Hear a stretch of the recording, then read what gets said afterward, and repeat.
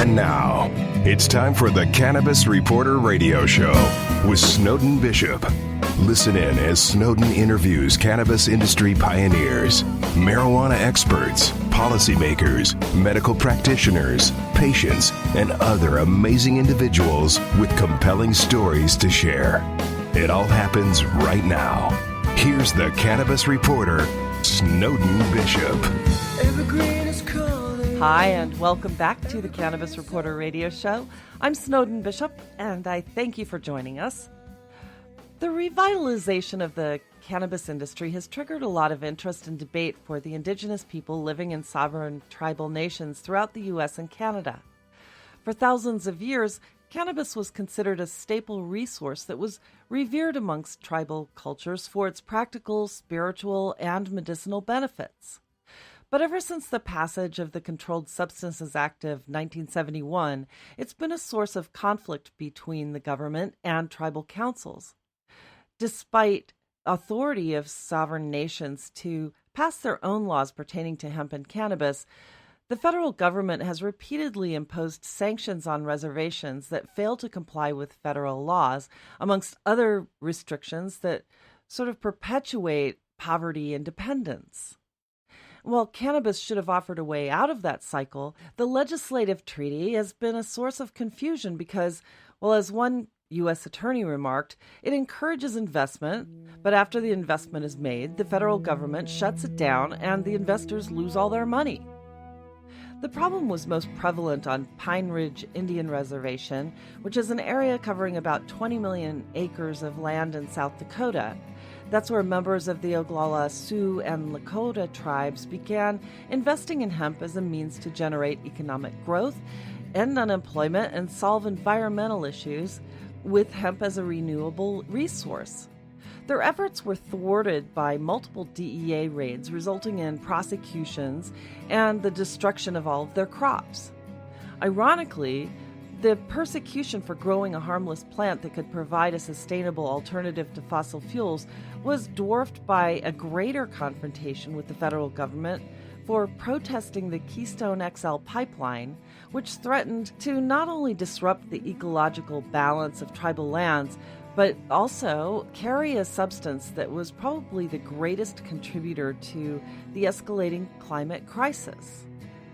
And while the conflicts with the DEA over hemp and cannabis have diminished some in recent years, a new executive order by the Trump administration has reversed the Obama-era directive to stop the Keystone XL pipeline. And under this new order, a militarized police force is directed to impose brutal force, if necessary, to remove activists who dare to protest the destructive project. The bigger irony is that the crackdown on peaceful protesters will be paid for by a so-called peace fund, which no one in the sovereign nation has access to. But then I digress. What's really important to note here is that there's untapped power among Indigenous people to regain control of their own destiny, but it's going to take some education and funding for them to realize it. Hemp and cannabis can play a major role if they choose to embrace it. And now that hemp is legal everywhere in the U.S., there's an opportunity for them to reclaim it as a sustainable cash crop that will not only provide a lucrative economic boost for reservations, but with the right investment in infrastructure, could actually enable them to take the lead in replacing fossil fuels for a more sustainable future. Same goes for medical cannabis, which they are free to cultivate, research, and distribute within their sovereign nations without interference, should they exercise their right to do it. That's the topic of today's show, and something our guests know a lot about. Dr. Vahan Setyan is an economic development advisor and recognized expert in urban and tribal healthcare development, implementation, and management. He currently serves as an authorized agent and economic development advisor in the Navajo Nation on federal and foreign affairs related to strategic business implementations in industries such as energy, healthcare, agribusiness, banking, gaming, hospitality, and technology. Throughout more than 13 years, he's been involved in both acute and post-acute healthcare services development in California, Arizona, and New Mexico. Among other leadership roles, he's a chief executive officer and founder of Native American Pharmacy and NutriNative Corporation, and he recently brought, for the first time in history, hospice and related services to the Navajo Nation as the founder of Palliation Collaborative, a chronic disease prevention, management, and palliation network serving veterans, urban Native Americans, and underserved communities throughout the U.S. He's also executive emeritus of Sacred Canyons Project, a nonprofit that serves tribal healthcare and economic development needs. He's an honorary member of Psi Chi, the International Honor Society in Psychology, and he's won multiple awards and honors, and he's also a participating member of Association of Former Intelligence Officers.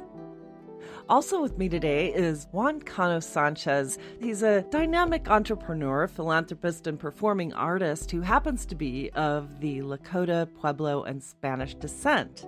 He's principal member of Linear Consultants, president of Silver Moon Productions, and chief executive officer of Freedom Services. He's also the founder and director of Operation Peace Project, a tribal 501c3 nonprofit organization that focuses on Native American veterans. Having served in the field of psychiatric nursing for decades in Arizona and working with institutions such as Summit Place and Desert Vista Hospital, he joined the Native American Healthcare Initiative of Palliation Collaborative, which he co-founded with Dr. Vahan Setyan. Throughout his life, he's worked diligently to raise awareness and help prevent teen and veteran suicide through music, arts, and entertainment. As the frontman and lead vocalist of Destine, he received the Native American Music Award in the category of pop and rock and the Governor's Award of Excellence by the state of Arizona.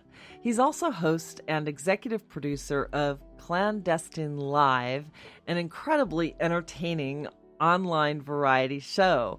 So welcome to both of you. First, I'd like to just say thank you so much to both of you for being here. Thank you, Snowden. I'm really grateful, and I haven't covered so much the Native American community when it comes to cannabis, and so this is a real treat for me because I'd really like to learn a lot more. So anyway, I'm really interested in cannabis in relation to the Native American communities here in the United States.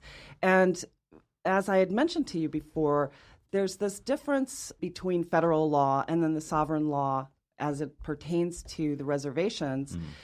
And I just want to get a feel for what some of the primary differences are so that our audience understands the difference. Yeah. Cano, you want to start? Sure. Really speaking directly to that, we can, as observers, if you will, if you take a look at the Native communities and you picture gaming, everybody's familiar with gaming, right? So with tribal sovereignty and enterprise, what we've seen happening up to this point in our lifetime, we watched the entire industry of gambling be changed by what tribal sovereignty did to that industry. We were able to open casinos in a place that gambling was illegal, right? And whether I agree with anything they're doing or disagree at this point, there's an extremely unique and beautiful opportunity for industries of all types, especially cannabis and hemp right now in this day and age, for them to embrace tribal enterprise. And I'll end this and pass the mic. Every individual enrolled Native American person, they are allowed to start enterprise outside of permission. They don't need federal permission. You don't need tribal council permission. You can simply start a cannabis dispensary or a grow. But to get there, just like in any other industry, it takes capital. Right. And, right. And here's a more blunt answer to your question. I'm an authorized agent within the Navajo Nation Farm Board, and as a non-native tribal official, you might say, I can tell you a few things about their sovereignty that many even natives don't know. First of all, there is no federal or state jurisdiction on tribal sovereignty. They can do whatever they want. The problem is that many have been brainwashed to think that they cannot.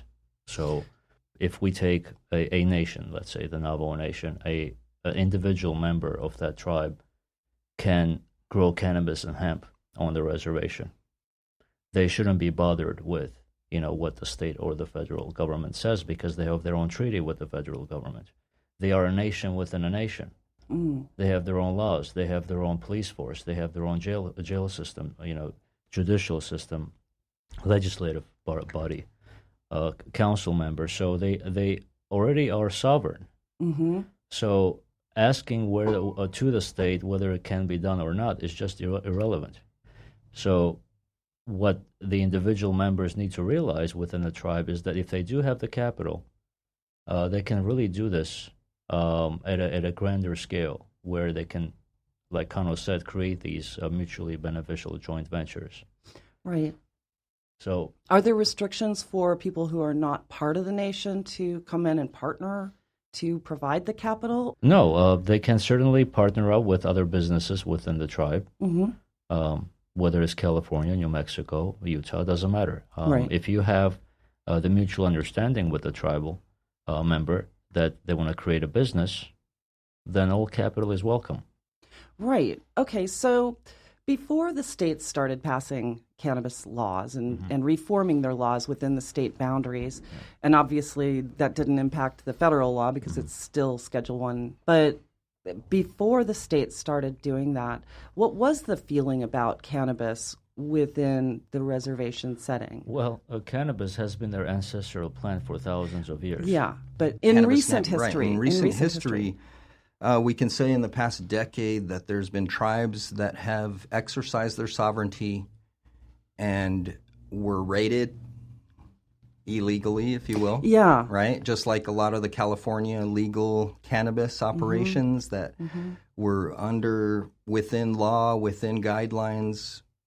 Right, Like, and then the they would be Lakota raided, tribe, for right? example, was going Exactly. through this, and it was a huge issue. And it's Right. like, okay, well, where is that separation of sovereignty? Well, this is this is an interesting point to speak directly to, okay? Because this is what has been the disparity between natives and the federal government from day one, is that communications break down and then violence exudes immediately, right? So with that tribal enterprise with the Lakota people, where you have literally grandma and grandpa growing a crop that is whether you agree or not, that is spiritual to them and has been passed to them generationally, and they're growing this plant that is a family member, it's a relative in our belief and their belief.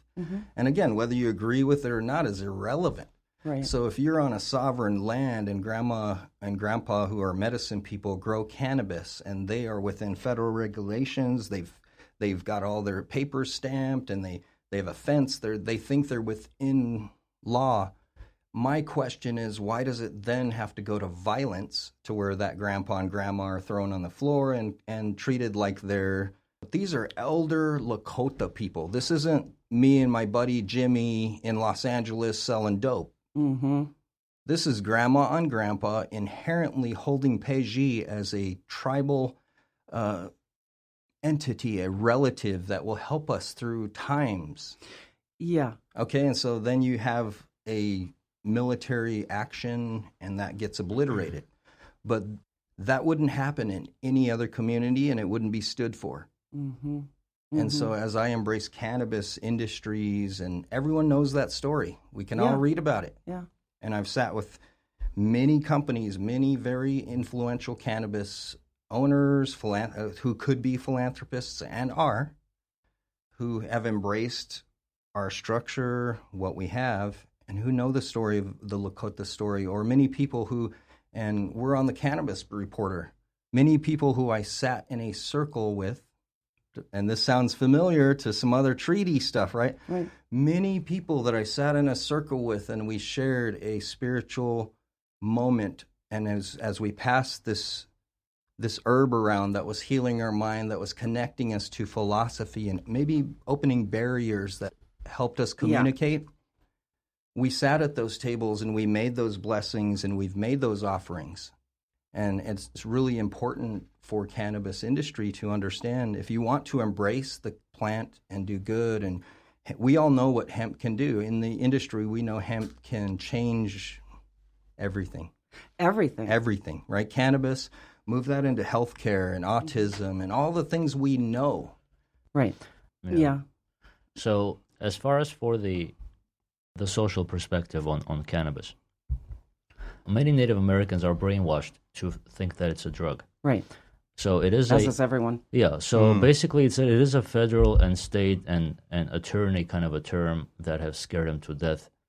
That's why they can't even recognize their ancestral plant as a medicine. Mm-hmm. So when you have that, you already realize how bad the situation is, how poisoned these people are, to a point where they don't even recognize what saved them for thousands of years when they had ailments and so forth. Right.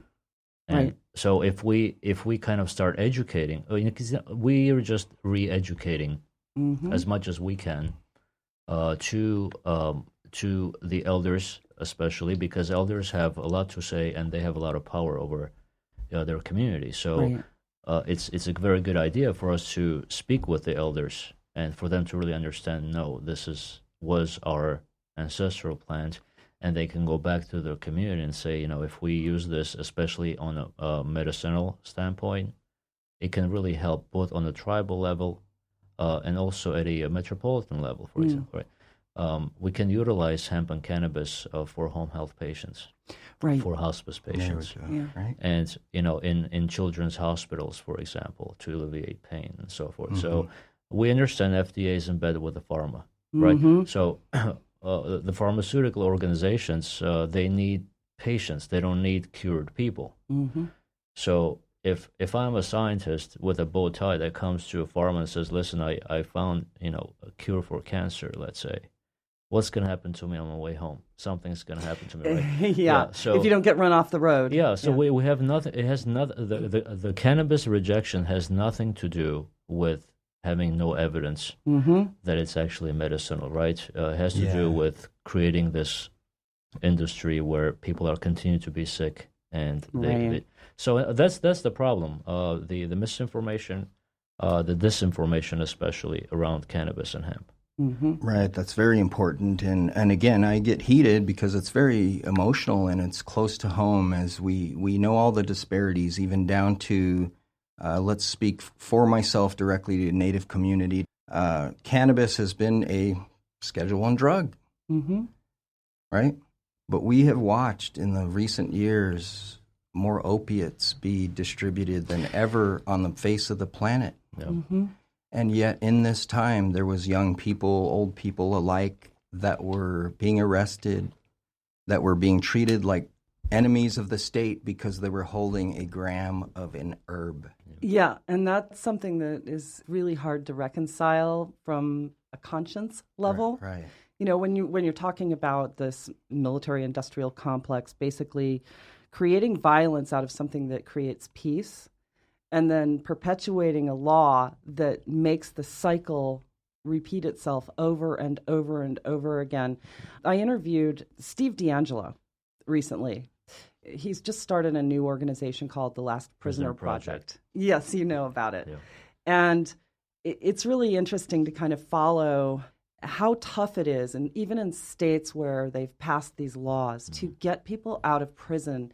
And he said something recently, not on my show, but recently somewhere else. He said, it must be horrible to be inside a cell looking through bars and realizing that there are people making millions of dollars doing exactly what I'm in jail for. Yeah.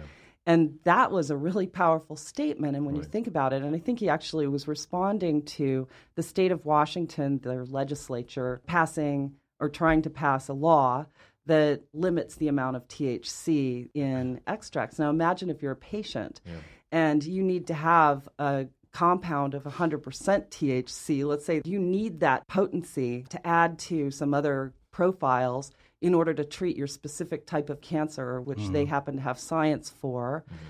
Yeah, what are you supposed to do? It really defies logic. Yes. But well, for now, we need to do that on tribal lands. So this is the idea. Why even wait for federal or state decisions on the use of cannabis and hemp for medicinal purposes, where we can create actual medical cities and tourism spots on sovereign lands. So why not bring them here, and we can create the city right here? FDA and USD have no jurisdiction over sovereign lands. Well, what's interesting to me is we're all doing business, and there's an economy, right? And you and I, of course, with our show, if we're going to ask for a sponsor or something, we have to provide quite a bit of information and proof as to what we're doing, who we're reaching, right? And it's beyond me as to how certain industries with no proof of helping the community can exist. You have healthcare institutions that have existed for 100 years that literally show zero, not just zero progress, but let's speak directly to it. And again, I don't wear a bow tie, so you can meet me on the way home. I'm ready to talk to you. Right. Okay? And I'll speak to this, is that if IHS has been in operation for 100 years, and they're one of the biggest culprits of spreading the opiate epidemic, okay, and that's federal funds that is paying for that. And then they're also culprits of a lot of really bad things in regard to Native American health care, and it's proven, it's documented. Oh, yeah. Okay, so an organization like that, why are they allowed to continue to exist, and why are we as Americans, we just watched the Super Bowl, and I'm down with it. I understand entertainment, right? But we were all rooting for our team this week, and we wanted that team to win. At what point do we realize that the prison industry is a team with a jersey on, and the pharma industry is another team with a jersey on, and the FDA is a NASCAR with stickers all over it? It is not an industry. It is not law. It is not written into place. They just have existed so long and have so many strategic relationships and capital and funding that we think it's law. I'm glad he brought up IHS. Indian Health Service was established officially in 1955, and it's been getting at least an average of $5 billion a year, and they actually are the reason why there is opioid abuse. Even though it's guised as healthcare service, it's really not. It's basically allocating the federal funding into administrators' coffers. So they will build hospitals that doesn't work. I mean, you have seen those hospitals. On the Navajo Nation, there are 14 of them, and all those patients are being shipped out to the city because they can't do anything. So these hospitals are being managed by administrators and clerks.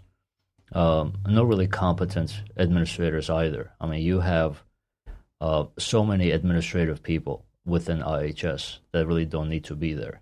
One person can do the job of 50.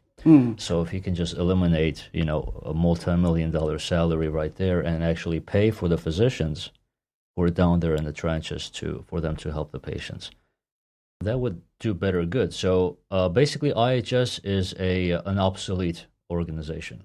Right. It should be privatized and dismantled. Number one, because we can do on a private level much more good than just seeing these hospitals trying to be managed by people that are incompetent, basically. And many former IHS directors agree. We see that. One example I can tell you is that a Native American family was shipped out from a hospital on the reservation level to a hospital here in Phoenix. Okay? So if you're a hospital on the reservation, why would you ship out this person? And if it was a hospital that actually had the capability and the services in the first place, they wouldn't need to ship out grandma and grandpa.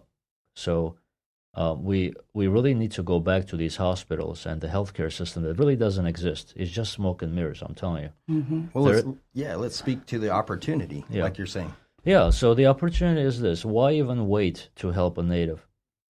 Why wait to help an underserved community member when private providers and organizations can come together and just do it without asking for permission? We can build a private hospital on tribal lands. Right. We can build clinics for, let's say, post-rape Native American women. Okay? That's a very interesting topic, and nobody's talking about it because of chances are these women that have been raped, they also think of suicide. Right. Right. So we do have so many areas for us to concentrate on, and we do have so many private investors and physician groups that can come together. It's almost like we all are in this understanding. We all, and to use a direct term, we're kind of enlightened to what the reality is, right? Mm-hmm. But what I keep seeing is a disparity of because there's key decision makers in every position as we move around, right?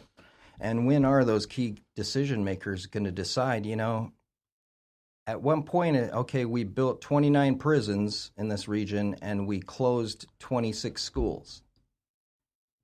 And we can talk politics if we want. We can argue budget. We can do all these things. And that's where we get lost, is that on the surface, we are the United States of America. We are free.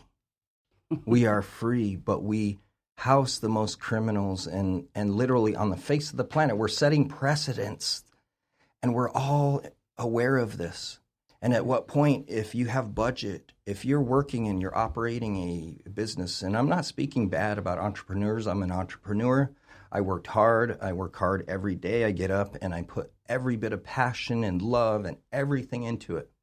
So it's interesting to me that if you're an American citizen, you're a relative to the tribe next to you in a way, in a big way. Mm-hmm. And what I see is this disconnect. There's no dialogue. There's no direct interaction where we're completely understanding. We meet each other, and most times we go ahead with the stereotypes or we go ahead with the fears, and we don't realize that the opportunity right now in our country is very easy. We can argue about the surface stuff and who's more popular if we want. Mm-hmm. But if you're an individual that has capital, that is an entrepreneur, and you want to create something, you have to sacrifice to do this. Mm-hmm. 99.9% of the human population was hardworking, making their way so that we can get in a nice car today. So where do we connect that now? Of cannabis industry now is it's the biggest growing industry. They have a lot fastest growing right fastest, now, and there's a lot of capital. There's a lot of capital, and I know there's groups doing good things. But I'm speaking on behalf of tribal nations. I'm speaking on behalf of North America, Turtle Island, this place that when are we going to all stop ignoring that we're all relatives? Mm-hmm. Yeah. There is sort of an awakening going on right now, and I think that we can see it in our politics. We can see it in this energy that's being driven toward getting rid of some of these institutions that are really just creating horrible things. The prison industrial complex. And I can see your point, Vahan, about the privatization of hospitals and giving people an opportunity to really run them more efficiently and all of that. But there is one privatization segment that I think needs to go away entirely, and that is the prison system. Yeah. Because it is perpetuating these ridiculous laws, and they're making lots of money incarcerating people, and for what? And it's creating more disparity and more poverty and people unable to vote, people unable to get a place to live or get a job because they have a felony record. So, it's a problem. And on a positive standpoint, cannabis and hemp being popular and all, I think that it has the answer to many of the societal and economic development issues of all the underserved communities, not just Native Americans. Mm-hmm. On a healthcare standpoint, most of the underserved communities get less care than the rest of the population. We can see that. Right. But at the same time, if we can just harness the industrial hemp and medicinal cannabis, we can really see huge strides being made, because once cannabis is legalized federally, it's going to be as cheap as grass. Right, so anybody can grow, but what will remain is the expertise of it making a quality medicinal cannabis, and also the people who know how to make industrial hemp into all these different more than 50,000 products. Right. Right. So this was going to be my next segue, and you did it for me. there's been a tradition throughout history of the indigenous cultures protecting the land, and sustainability has always been a big focus. And this is what has enabled people to live for thousands of years, using the land effectively, sustainably, so that they can go back to it and rely on it again and again and again. And I'm a capitalist. I think that everybody should have, opportunity to thrive, but not at the expense of the future of our children. Mm-hmm. So from the Native American standpoint, returning to industrial hemp, it seems as though it would just be a natural for the community to actually take the lead on creating some of the infrastructure that is not allowed on the outside, or that hasn't even been conceived on the outside, to replace fossil fuel in its entirety. Maybe I can start and Cano can chime in. The industrial hemp has been used even during World War II. Native Americans were creating the uniforms for the armed forces, right? Mm-hmm. So they had that already in place. The economy was very strong all the way in the 1970s, and then the federal government realized that natives are progressing. We got to stop to it. So they started burning all the hemp. They started killing all the sheep, and the livestock, because they realized that if the natives start having self-determination and a thriving economy, they can not only be unstoppable, but they can also buy Native America back. The United States back. Mm-hmm. So it's not a coincidence that the Native Americans are mostly impoverished, because once they have capital, they can buy the lands, fee simple lands, and automatically turn that into tribal. Mm-hmm. That's why I call it a systematic genocide and culture side that's happening to the Native Americans right now, because once they die off, the federal government can take the lands because there is nobody else to claim it. That's why it's happening. That's why they want America without Native Americans.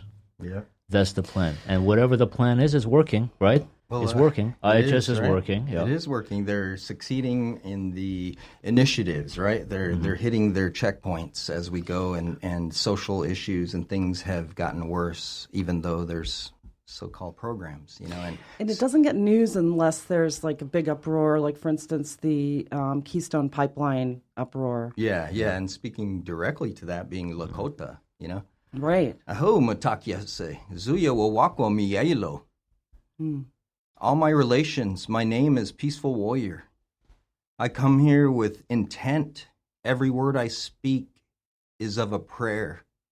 Everything that I move is with blissful intent, with the hope that I bring you joy and pleasure in the moments that we exchange.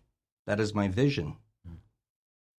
As a Lakota person, as a tribal person, we want to remind everybody, I want to remind everybody, don't be fooled by the history you think exists.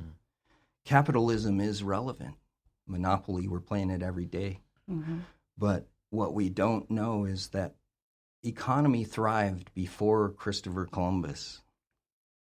Okay, this was not a desolate, unpopulated place. This is fact. Okay, just because we didn't write down in books and we didn't have the same culture does not disregard our history, and that's a big disconnect. So we have a situation where we move from the beginning of creating an economy and playing monopoly, like Dr. Setyan said. There's understanding of land rights.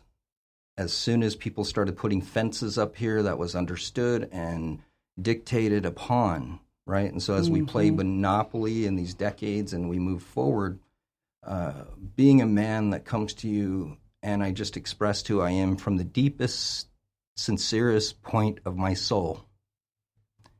And as a tribal person, Lakota, being here from Pahasapa, the center of the earth here, I want to invite all American people, all people, South American, North American. This is where we forget. When you say you're American, it has nothing to do with what team shirt you're wearing.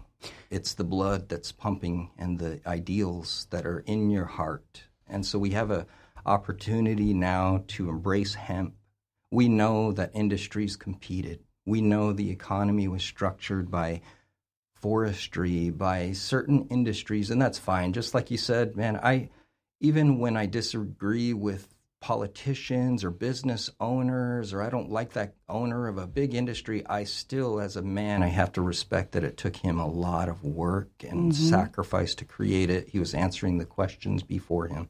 And so sitting here 2020 as a Lakota man, a pipe carrier, humble person that likes to sing songs. I'm in the band Clandestine.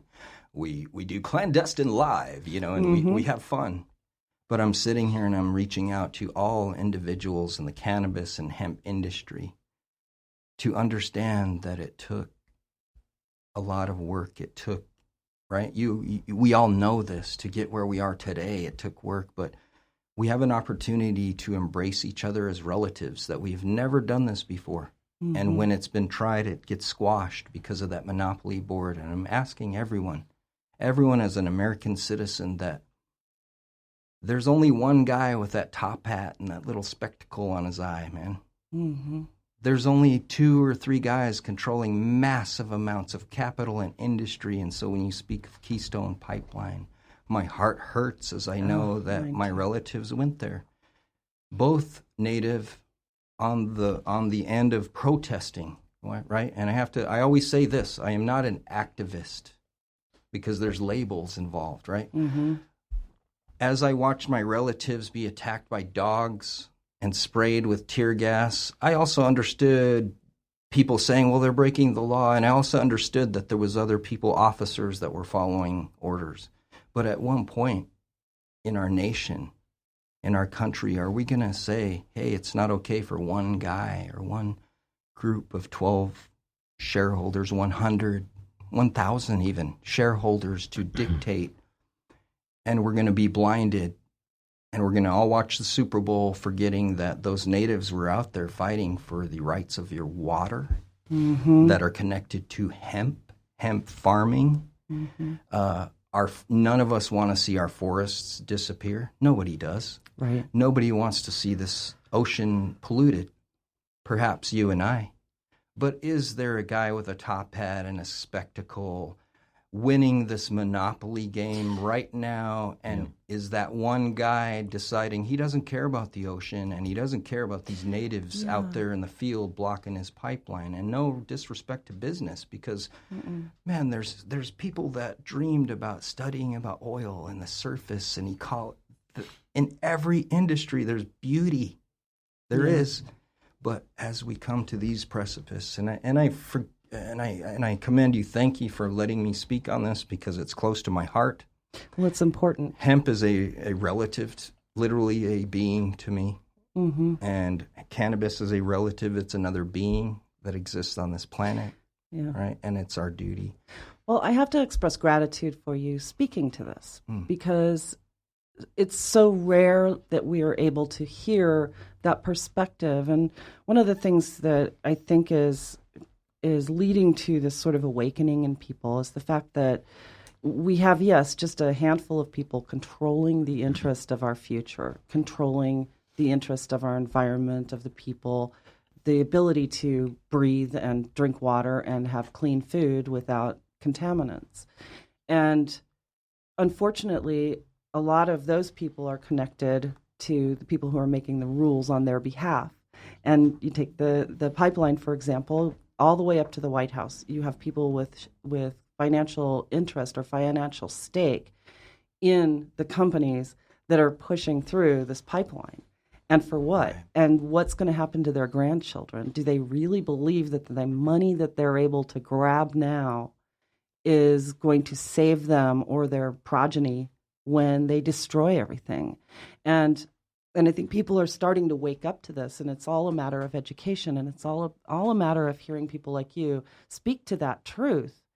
And the more people hear it, the more they awaken to the fact that, yes, we have the power within us if only we'll open our eyes and realize it and, start demanding that the people who are making the laws start protecting the interests of the people and their environment and their health and all of the things that are important, as opposed to protecting the pocketbooks of just one or two people who are giving them campaign money, Because, trust me, if they really want votes, they should protect the people and not just the people paying for their very true elections. Right?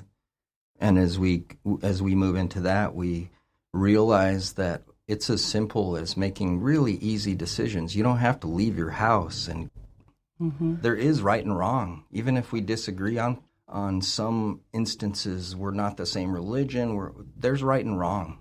There's basis of right and wrong, correct? Absolutely there is. But, just saying we are human beings, with all of the division that's going on between us right now, all of this partisanship, and people are going into their little corners and, getting news from sources that align with their specific beliefs. And there's this sort of underpinning of hatred that's being sown throughout. Well, it's called United States of America, not United People of America. So we need to understand that there's a lot of division.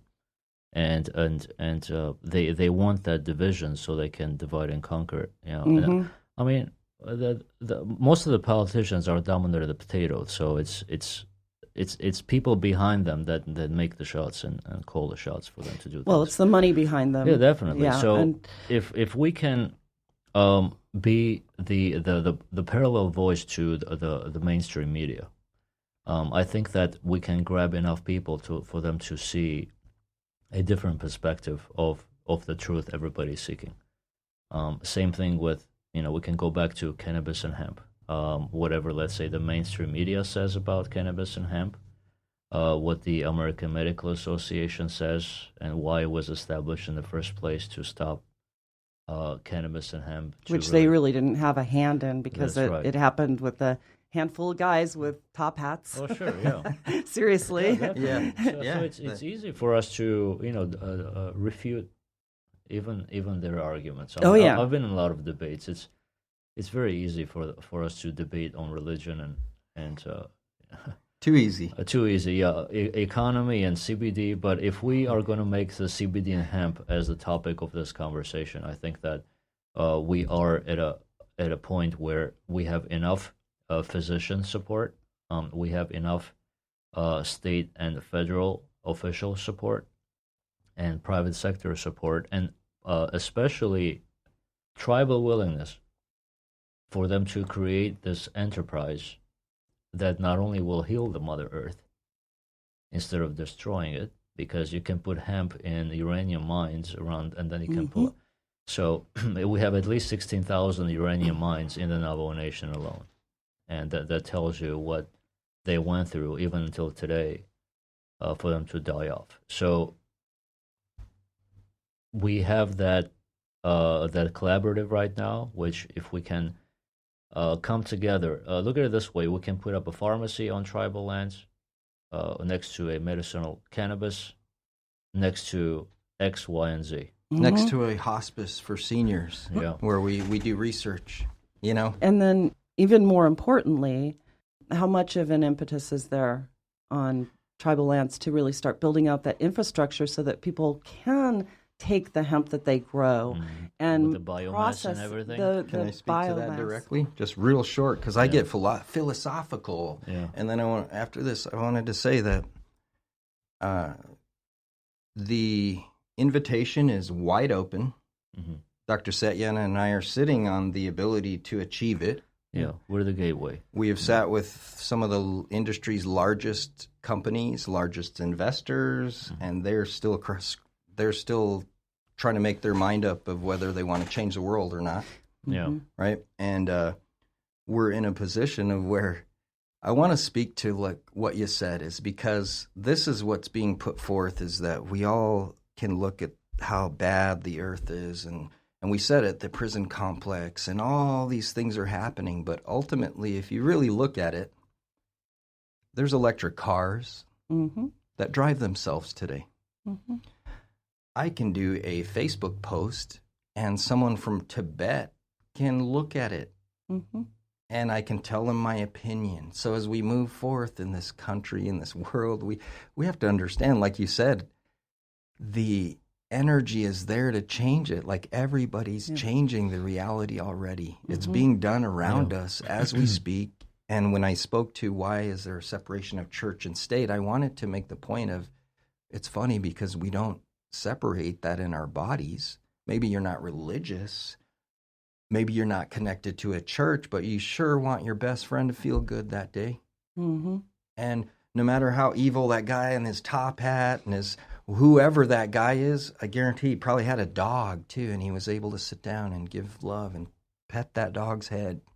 We all have that Right? ability, the That mind, ability. spirit, body experience, and Right. connecting all of those. And In health, 2020, it seems more so than ever. That's the thing, is like we can't be duped by things that are horrible. Yeah. 'Cause Yeah.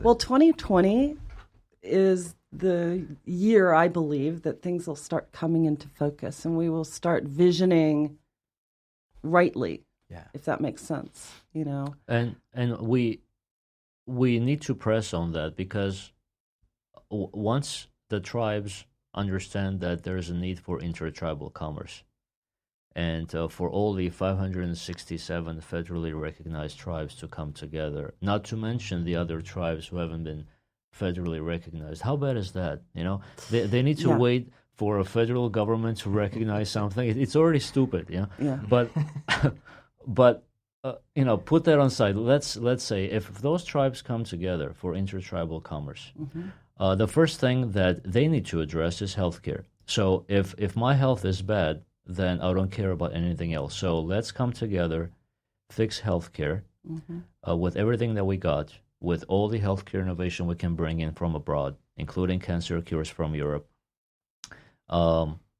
Introduce the CBD and cannabis and the THC that's required with all the different strands for, you know, OCD, PTSD, help the veterans. Native Americans give off the largest concentration of veterans in the United States on statistics alone. So if you see an elder, a native elder, they're probably a veteran, right? Right. So can you imagine a veteran protecting this country, coming back from war and going back to the reservation where there is no clean water, there is no housing. They're waiting 5, 6, 7 years to get a house, and they're homeless and so forth. You know, nobody's talking about this, right? I never seen anything on Native veterans' situation on CNN. I Yeah. haven't seen it. And you don't even hear about there are immigrants Right. who are veterans who Yeah. went and fought in most Yeah. recent wars and and then suffered greatly to come home and have their parents Yeah, deported. deported. Yeah. It's just Well, unconscionable. Yeah, unconscionable. Yeah, I mean, but so much of what's going on today is unconscionable, Right. including incarcerating people for cannabis and including denying them medicine that could actually save their lives or putting them on poison that could eventually kill them. You know, as a non-native, but an authorized agent within tribal country, and we have Cano here as a native, who's also an official in Europe. He can attest to what I'm about to say. A native country, if they come together, they can not only create an industry, an economic powerhouse. They can create a currency. They can create their own mint. They can create a country within a country for them to have full control over their destiny. And as a non-native, it's easier for me to see because, well, first of all, my ancestors are Armenian, so we go back more than 12,000 years. So we have been witness to all these civilizations come and go. Mm-hmm. And when we see the indigenous, I want to say indigenous because it applies to all the indigenous across the world. Okay, I like that word. Yeah, I like that too. Or First Nations. There are at least 300 million indigenous people around the world, and everybody's suffering. And imagine you being an indigenous, and all this is happening to you. They steal your land, they rape your women, and everything else, and now you have to. And they tell you it's for your good. It's for your good, and then you have to abide by their laws. How their bad religion. Is that? Yeah, and their religion. So, as coming from my ancestors' standpoint, I have seen genocides before. Obviously, you know, our ancestors were part of a genocide. So, as for myself, it is my kind of a destiny, and also my resolve to stop another genocide from continuing on. So that's my commitment to the indigenous. Beyond that, I mean, let things happen, but that's my commitment to not only that, but economic development, whatever I can do with all the partners that I can create to bring the right people with the right hearts in the right place for them to come together. Speak with Amnesty International, speak with Canadian Senate, local congressmen, all the way to the federal government and everybody to really come together to realize that there is a huge elephant in the room. Oh yeah, and nobody's talking. About it. Right. How large? What's the population of the indigenous nations combined in here the world? In the States. In the United States, there are about 3.6 million Native Americans, Alaskan natives.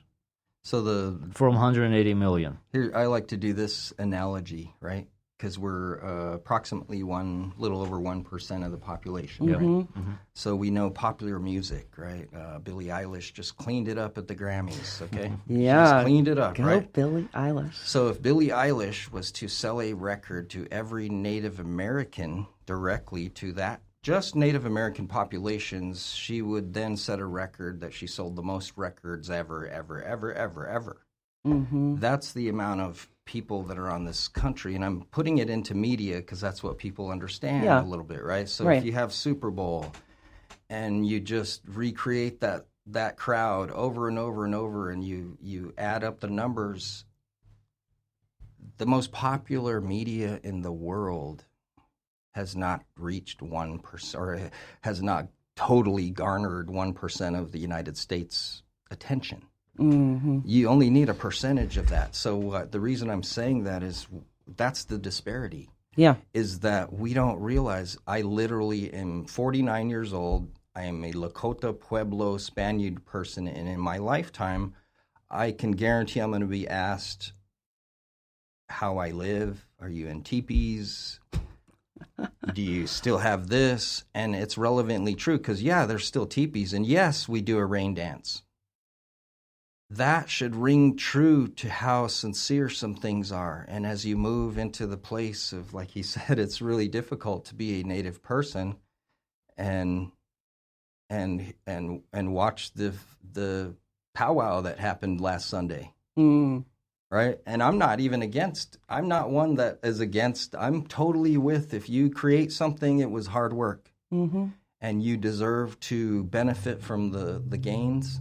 Right, but not at the expense of everyone else. And I was going to express that is if you're brought to attention that you're causing a disparity, well, it's your responsibility now to speak to it a little bit. Yeah. Mm-hmm. So now we go to where, like you said, we're in such a beautiful time. We are. Yeah. We're in a time where literally the energies around us, nature has put us as humans together, and it's the best time for especially Americans sitting here in Phoenix, Arizona right now. The weather is perfect. I'm going to go sit in a $40,000 vehicle that's air conditioned and drive home. And that's the story of most of us. Yeah. But we forget. We forget in those times when you're setting up your Super Bowl nacho plate and you're doing all these things that you don't have to become Mother Teresa, man.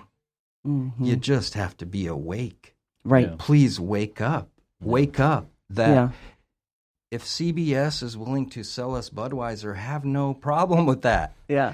Tequila, hey, I'll cheers with you all day, but why? And even them, to their defense, why would a company have to block a cannabis commercial that would help? Because we know that if it's doctor prescribed, me as a musician, I can talk all I want. We can talk Cheech and Chong. We can go to Snoop Dogg, what's up? We're going to smoke 24/7. We could do all that, and nobody's going to hear it that needs to hear it. Right. They need the doctor to express and know. And we need the doctors to also, we have to pave the way for them. Right. It's hard to get a doctor's degree. Well, we need to normalize it to the point where people understand its importance. There you go. Yeah. And how it's going to benefit them. Exactly. From a health perspective, from an environmental perspective, from an economic perspective. So bringing it sort of full circle, because I'm getting a signal that it's time to wrap it up here soon. Mm-hmm. If someone has an enterprise in one of the tribal reservations and they are not going to have to adhere to some of the federal restrictions, they can actually transfer what they're creating, what they're growing, or what they're extracting, their medicinal products from one state to another as long as it goes within tribal lands. Is that correct?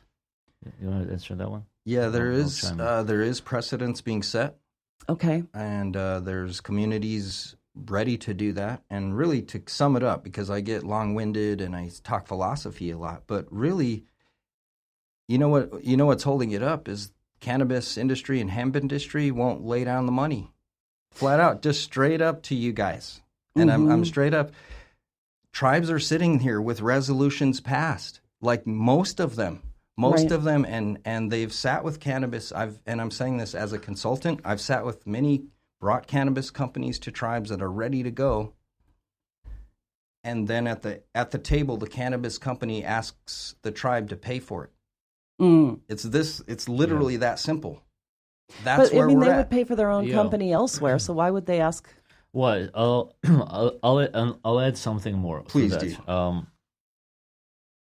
The opportunity for the outside to come into sovereign lands for them to do business is not for them to avoid something, but for them to create something for future generations. At the same time, a benefit from sovereign lands.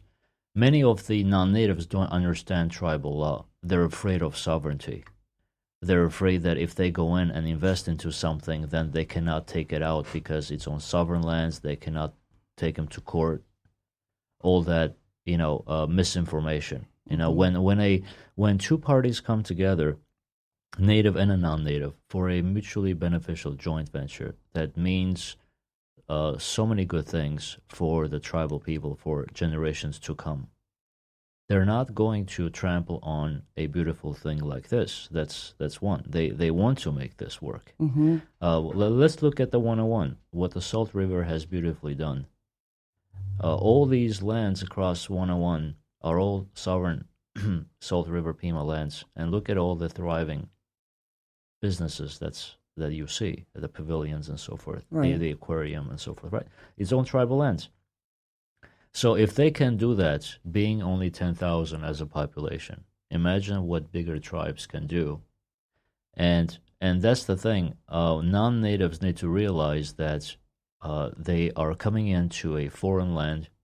They need to understand the people, their culture, their laws. The best attorney can't hold a candle to sovereignty. In other words, their opinion doesn't matter. Whatever they have gone through as far as schooling goes, all the case studies that they have read, it doesn't apply to sovereign lands. An attorney cannot say you cannot grow cannabis on sovereign lands. Yes, you can. You can transport as sovereign land, so a sovereign tribe. You can do that. Nobody can stop you. The feds cannot stop you. The state cannot stop you. As long as you're transparent, you're fine. The whole point is that we are trying to be as fully transparent as we can to not only to the federal and state governments, but also to potential investors.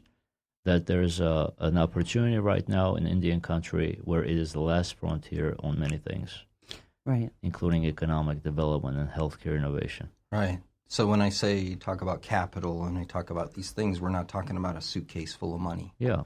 We're talking about approaching an industry to create the regulations that don't exist.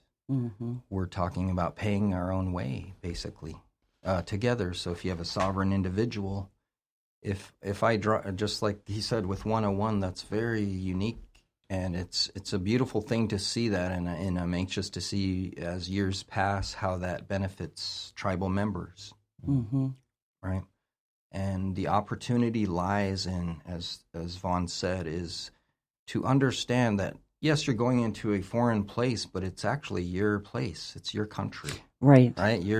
And we're all out to be the best, to do the best. When we do things as a country on a media level, some of the most beautiful interactions happen when we pull together as a people. Oh yeah. It's amazing. The rest of the world. Yeah, what right? we have seen mostly is that there's a lot of greed, and there's a lot of self-serving perspectives on people. Well, what is it for me? How can I get this for free? How can I get that for free? Not realizing that they're going into a place where they need to make the money for them to provide funding for the children's crayons in the chapter because they have run out of money for children. The tribal perspective is different. They want to have this economic development for them to thrive, right? To bring opulence and so forth, to help grandma, with the prosthetics and so forth. The outside is looking at this as another investment opportunity, for example, right? Mm-hmm. So there's a different worlds that we got to merge together for them to see eye to eye. Yeah. But yeah. Well, this has certainly been enlightening. It's very unique. I'm telling you, this type of a conversation never happens. When was the last time? I'm very grateful because this is exactly what I had sort of envisioned for this conversation. So I have to say, you're very kind for inviting us. Thank you very much. Thank you. Thank you so much to both of you, really. And I'm excited about the possibilities of furthering this conversation too, because I'd like to follow the progress, and I'd like to see people actually approach their reservations to invest in their businesses or bring their businesses there. Well, we are the conduit. And so, we are the conduit. Okay. Cano is the conduit. I'm here to really help Cano. Okay. Since he's the indigenous person that's important involved in this endeavor. So they can reach out to us and we can guide them on what needs to be done. Yeah. But we need serious people who have the hearts in the right place, who really are there for the long term to make generational impact to these people. So if we look at it from that standpoint, it kind of weeds out a lot of greedy people. So. And the investment in the generational impact there affects all of us. Oh, absolutely. And I'd like to see strength built within communities that actually appreciate the earth and, respect not only the land, but each other. That's right. And in this time of extreme division, it just behooves all of us to remember that we are all citizens of the same planet, and there's not another one we can go to. So, yeah. And so just for me to say the last thing, which I have expressed in the past, it doesn't matter what society or a country you're in, if the indigenous population is worse off than the rest of the population, then that society itself is on a guaranteed path toward self-destruction, because we are going to need the wisdom of the indigenous eventually, because they know the land. Yeah. So we're kind of giving it maybe the last chance for us to really wise up and become cognizant that, listen, we really need to speak with and open a dialogue with the natives and even the last medicine man that are left, and they have nobody else to carry on the torch. We have that to keep those traditions going. That's right. I'm really glad that you said that, because I think that one of the things about this Vision 2020 that I keep thinking about is that in order for us to solve some of the most perplexing problems that we do face right now, climate change, the health crisis, the opiate crisis, the prison crisis, this cycle of violence and poverty and all of that, we really are going to have to start getting back to basics and start remembering who we are and how humans survived for thousands of years before people came in with oil and prisons. Yeah. So I think it's really important, and I think that we would all be really well served to draw upon the indigenous communities to make sure that those traditions don't die, and to make sure that we can go back to those, because those are some of the basics that are going to solve these really awful, perplexing problems that we have. Do you have any last thoughts for us? I do just want to thank you again, and when I say I'm honored, I'm seriously, from my heart, saying honored to speak not only to you and at this table, but to your listeners. And I do want to express a request. I'd like to request every listener and everyone sitting there to think about where you're sitting. Please think about it. You are if you are a U.S. citizen, please just take a moment and remember the history. Think about where you are. If you are in Mesa, Arizona, or if you are in Apache Junction, understand that the Chiricahua Apaches lived there, just like the miners and the cavalry. But please understand that the entire tribe of the Chiricahua Nation was imprisoned for 29 years. The entire tribe, okay? Mother, grandmother, grandfather, children, newborn babies were kept out of Arizona Okay, so specifically speaking to Arizona, it's not about guilt, it's about doing the right thing. And if we're going to do business and work, we have to speak to the truth. Mm-hmm. And it's not about reparations, it's not about activisms, it's about if you live in Arizona and you don't know about the Chiricahua Apaches, please pick up a book. Mm-hmm. Please drive. They will greet you. There's visitor centers. And out of the Chiricahuas are the Othams here. That's whose valley this is, the Pima people. This is their home. Every square inch was their ranch. Okay? So I'm not asking for reparations. I'm not guilting you. I'm just asking you, if you're sitting in a beautiful home in Scottsdale, just for a moment, think. Think about your neighbors a couple miles from you that may be in disparity. And it's as simple as a phone call. It's as simple as driving to your corner station and start talking to people. Please reach out to Clandestine Live, Operation Peace Project, and learn about your native communities because you're living in one right now. And there's so many lessons that we can learn if only we take the time to look into it. So, wow.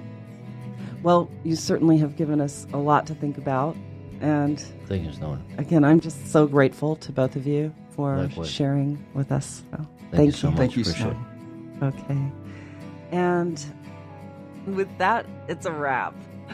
Once again, I'd like to personally thank my guests, Dr. Vahan Setyan and Juan Cano Sanchez, for sharing their insights and knowledge with us today. If you'd like to learn more about the work that they're doing, please visit us online at CannabisRadio.com. Click podcast to find today's episode, and there you will find their bios along with information and a link to their website. We have so many people to thank. First, I'd like to express our gratitude for our radio partners, Canosphere Biotech, the Growers Network, and Blue Mountain Energy. We certainly couldn't be doing this without you. I'd also like to thank our theme song composer, Eric Goodall, and of course our production team here at the Cannabis Reporter Radio Show for always making us shine. And it goes without saying just how much we appreciate our programming directors at XRQK Radio Network and Society Bites Radio for distributing our show. And last but not least, thanks to all of you for listening. I'm Snowden Bishop, inviting you to join me again next week. Same time, same place for another episode of the Cannabis Reporter Radio Show. Until we meet again, be safe, stay informed, share what you've learned, and make it a great day. Evergreen is calling.